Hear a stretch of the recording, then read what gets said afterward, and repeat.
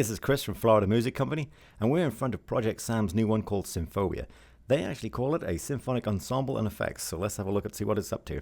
Well, on initial loading, I can see they're utilizing the contact player engine, and on the left-hand side we can see the actual logo for Symphobia, so this is where the sounds are listed, and we can see it says instrument and multis. Well, let's see what it's all about. Now, they say that it's a sample library for orchestral, but not in the standard realms of the orchestral sound libraries we know. Like, there's no real clarinets, individuals, and all that kind of thing. So it's not quite like the East-Wests and the Viennas where there's everything listed. It's actually assembled in ensembles for you, so it takes up the time that it would normally take for you to do. So let's get straight into it. On the left here, I can see there's a button called Stage and Close. Well, in the book they give you, that's actually for the different ambience recording. So stage is on the stage position, so you hear the ambience of the hall. And close is obviously close mic'd and not so much ambience. So we'll go to the stage first, check out the string sections, and it says ensembles. Nice listing down here of different sounds, so we'll just pick one. Loads in fairly rapidly. There's 18 gigs of samples. Obviously it's the streaming engine, so they're not all loading into RAM. And we've got a nice easy panel here. A descriptor says STRENS, which obviously don't mean much to many of us, but it's actually string ensemble, sustained notes, dynamic layers, and S for stage setting. And they'll give you a nice booklet to actually give you an idea what all these descriptors are. Then there's a kind of a little program information box, and in there it says that the mod wheel will change the dynamics because there's 3 layers.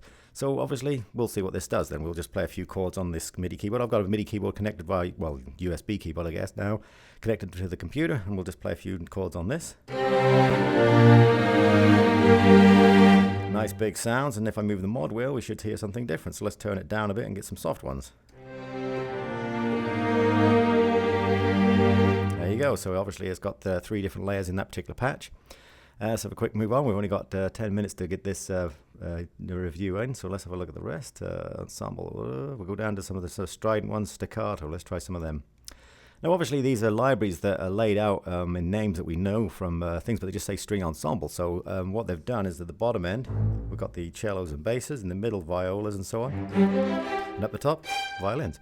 So it's laid out for you, which would take you a fair while to actually kind of do that with 3 or 4 patches to layer them together, blend them correctly, get the key ranges right, and all the effects programming. So this is one button does all kind of thing.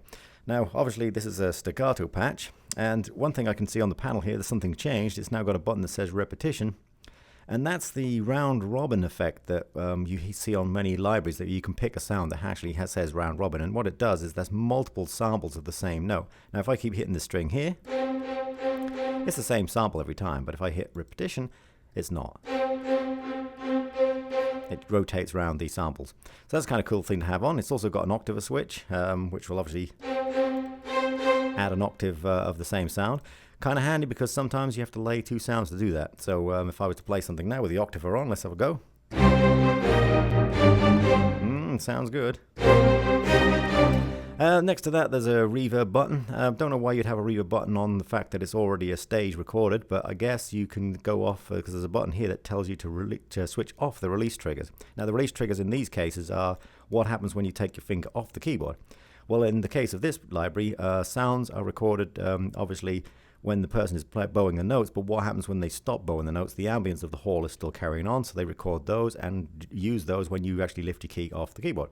So here you can actually switch them off, and I guess having a reverb button, I guess you can put your own reverb kind of control on how much and what you want on it, but that'll be a different reverb, of course, than the actual hall. But still a good feature. Let's move on and see what other things I've got here. Noticed earlier that they did have things called clusters. They're always hard to get because you don't really sometimes remember what type of chord you're going to do to create what kind of eerie effect. So let's take a look at something here. There's some cluster bends. And at the bottom of the keyboard, a blue area is illuminated to tell me where to press. Oops, I missed it. There we go.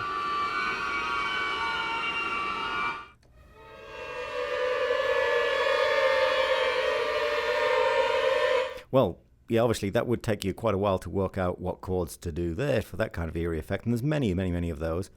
They've also done things like, just soundo type sounds and things like that. There's also a section underneath here now called brass. Exactly the same layout, staccato, legato type sounds. Again, we'll push down here and have a look at the staccato, so we'll just push, I don't know, this one here. And that should be the same sort of thing. You should have the tuba type sound. Yep. Rep. the trumpets. So, and probably got good dynamic range because that says they do have, so.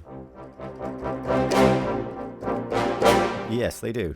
So, great layout, great balance actually there. I notice everything's got an EQ button already pressed. I guess they've done some pre-EQ there.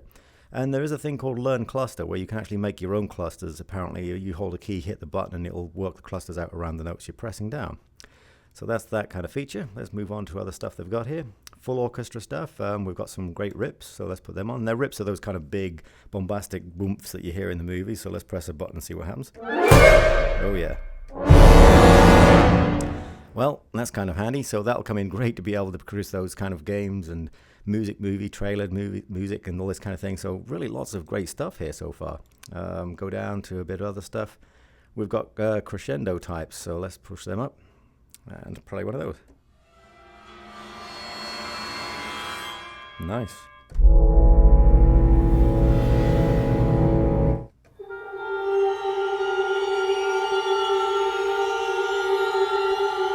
Yep, all good stuff if you're making some movies and documentaries there. Something else they've done is they've actually combined this whole library together. So obviously you've got individual sounds and you've got layered sounds within the individual sounds, and you've also got multis. Now multis are stacks of the instruments. Well, it's going to get pretty big if you use those, so let's try some. Here's one called Bigger Than Life. And now this is taking a little while longer to load. I guess that's because there's so much going on. Let's see how quick that does. So you can see if I push this bar down here, you can see there's lots of different instruments laid into the multi, but the instruments contain lots of instruments. So this one's strings, brass, and timpanis within that one little piece in the middle, and then the one at the top is string, sustain, and so on. So this is called Bigger Than Life. Let's give it a go. See where we just play some keys and stuff on the keys here. Now obviously I can hear cellos in the bottom end, oboes and stuff going on the top. I'm guessing there's some dynamic stuff going on here as well. Let's try that.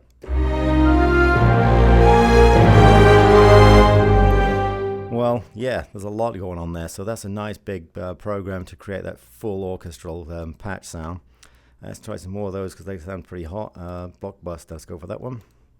And you can see I'm just pressing. I'm not doing anything special, just pushing them on, waiting for them to load, go with it. This one says it's got strings, brass, and some sort of percussion sort of sound, some staccato stuff. You can modify, you can add that repetition thing if you fancy. Let's go down here, wind, instruments, and so on. So this is obviously meant for the big movie bombastic thing, so let's give that a bash. Yeah, it's great. Switch this off. What else we got? I could go around here all day actually and run this thing, so it's kind of everything's good. The guys apparently are film producers anyway, so they know what they're looking for, and they've laid this all out for us, so we don't have to. And this will save people a lot of time, especially me. Here's another big one that's going in there. You can see it pumping all the sounds in. And what have we got here? So we got sounds like oboes and bassoons down there, and flutes and pizzicato, so you get all that kind of sound. Yeah, real cute.